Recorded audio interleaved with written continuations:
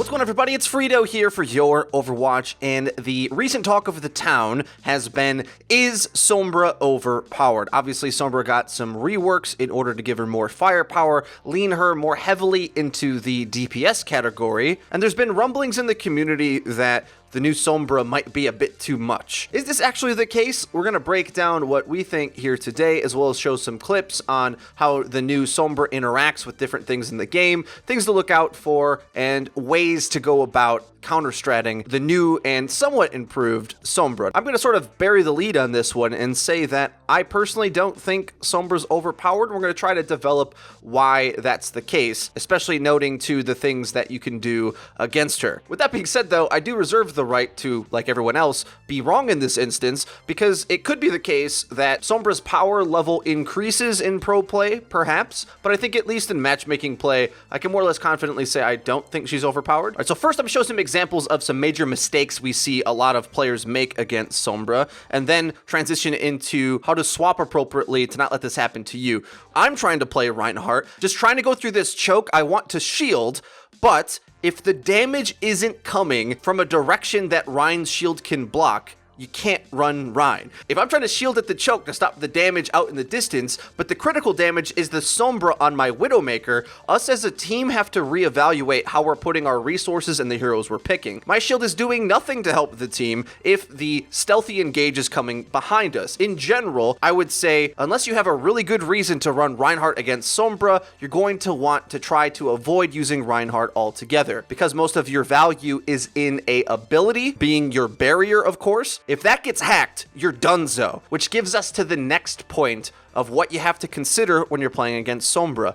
Don't play heroes that are useless if they get hacked. You want to try to stack as many heroes as you can on your team that are going to be able to play all right if they eventually get hacked. And if you play with that premise, I think you're going to find yourself at a much bigger advantage going against Sombra. Now, these deep counter-engage tactics come through once again, but my team is able to more or less peel back for them this time. Because I'm the more mobile hero Winston, I'm able to avoid getting hacked, get my bubble down, we catch the engagement, get some frags, we're able to regroup and then start to progress forward, make some space, and the frag starts snowballing from here. We end up taking point A. So at this point, I do swap back to the Reinhardt, which is going to turn out to be a mistake. Basically for the reasons why I said before, my thought process was that we could get the Reinhardt onto the point where he's really strong, but as you're going to see, as long as the defense plays incredibly aggro, the Reinhardt's going to be able to do nothing to stop this counter engage coming through. We've got the Doomfist, but also the Sombra, who both have this massive mobility advantage to just come on through and take our lunch money, bullying us in transition to the point that I can't even get the Reinhardt in play.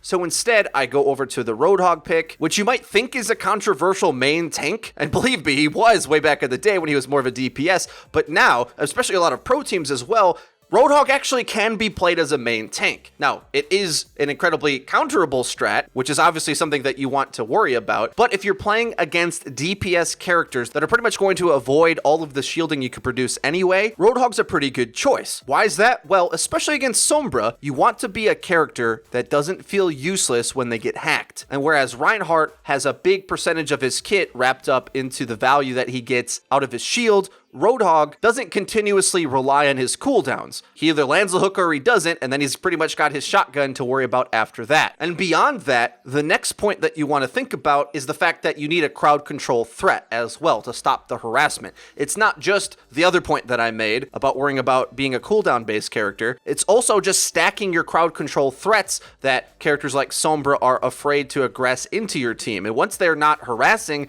they're not really building ult. The old Sombra could rely on farming packs in order to try to get value, but this new Sombra is going to have to get active in order to do anything. As opposed to a character like Soldier that can just kind of stand out in the distance and get value, Sombra has to be harassing, has to be looking for hack opportunities, or the character's not really doing much. But a really cool strategy that the NYXL came out on in order to counter a Sombra comp. Now keep in mind, this is the old Sombra, so that's a big asterisk to put on there, but I still think a lot of these rules apply because the playstyle of Sombra isn't different, just her effectiveness at the different tasks has been rearranged a bit. Overall, a lot of the NYXL's comp here does the tasks that are required in order to overcome Sombra, even the new one. Here we're even foregoing the main tank, like I said before. I think One step further, you could say that Orisa or Winston is a pretty good main tank option as well. The D.Va is a bit better at handling counter engages than the Orisa is. If the enemy doesn't have range damage at all anyway, besides like the Zenyatta, you don't really need the Orisa bunker. The D.Va's going to handle it a bit better, blowing up the enemy Winston and fighting that way. But we can see that the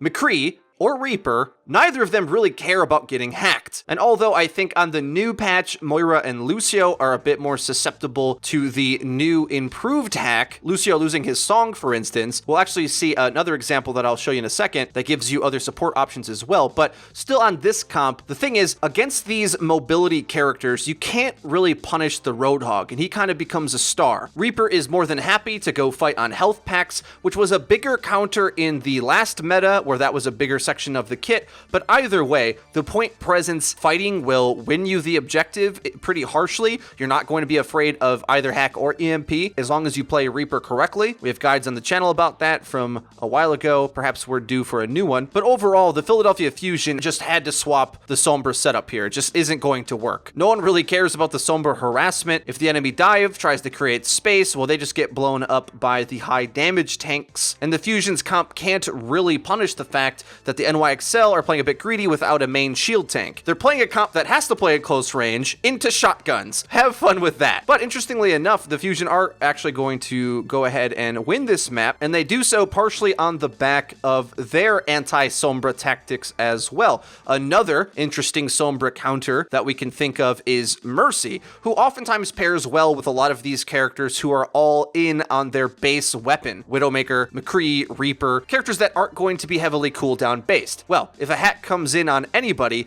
even an EMP, Mercy is probably one of your best support answers in order to deal with that. Of course, Mercy can get focused down by Sombra, but she could have easily been focused by any DPS. That's not really going to change much just because they have a Sombra. I covered this quite a bit in the video that I made about why the pros are still using Mercy, so I won't rehash it here too much. But the preemptive Valkyrie mode is good even against the new and improved EMP, because if you know the EMP engage is coming, you can pop Valkyrie ahead of time and more or less W mouse 1 towards your opponents. Of course, as Mercy, you don't want to die, but you can stay out of the hack's range by flying up in the air, or even if you do get hacked, it shouldn't be too hard to collapse on the Sombra with damage amp on your entire team, as long as you're staying close to them. Whereas in comparison, Ana losing her cooldowns makes her very vulnerable. Zen loses all of his shields. Lucio can lose his entire sound barrier. Overall, Mercy's like the best support answer against Sombra's playstyle. The other thing that you have to think about while utilizing this is how the Philly Fusion set up their attack and the way they establish map control without overcommitting onto the objective in order to avoid the EMP.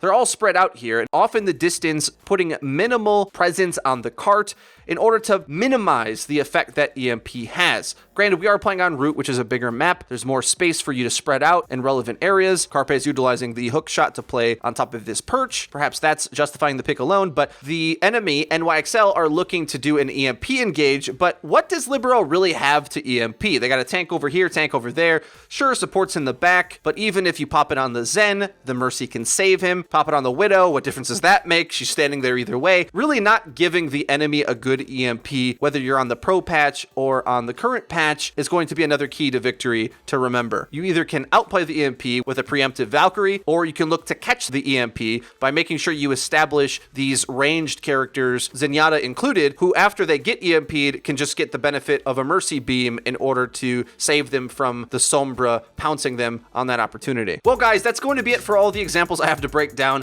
Hope that wasn't too much information to digest. There's still more things I have to say about Sombra. I think a character like Torb is significantly underrated against the character. If the enemy wants to play very aggro, harassing your backline, a Torb turret is quite successful at deterring that. Also as well, the armor packs are incredibly good against spread damage like Tracer and Sombra. So all these things considered, I think there's just way too many counters, way too many ways to outplay the Sombra for me to think that she is out and out an overpowered character. But that's just my opinion. Let me know your thoughts in the comment section down below. If you enjoyed the video, be sure to leave it a like. It really does help us out and lets us know that you're enjoying the content. And if you haven't already, please subscribe because we upload each and every day. So you're going to hit the bell icon so that you get notified when our videos go live. That's been it for me. I've been FREEDO for your Overwatch. I'll see you guys next time.